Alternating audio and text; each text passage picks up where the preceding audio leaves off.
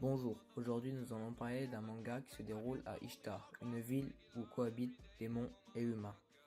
Dans ce manga, nous allons suivre la vie de trois personnages principaux, Toru, Senri, ainsi que Akideso Tsubaki ou Aki.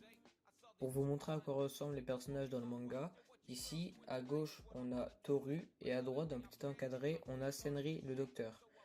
Sur cette page par contre, en haut on a Aki et en dessous on a encore une fois Toru. Je vous recommande ce livre car il y a un petit peu d'humour, donc par exemple sur cette page là où Aki heurte Toru et dit nom d'un chien, j'ai heurté un poteau électrique ou quoi? J'ai trop mal, je suis sûr que je saigne du nez là.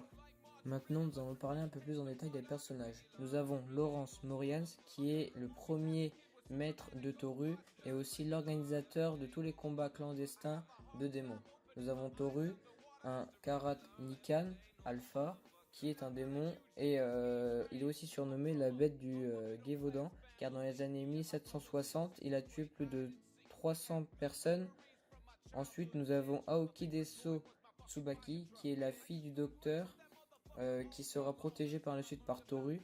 Ensuite, nous avons Aokideso Senri, qui est le fondateur du Bird et un docteur biologiste.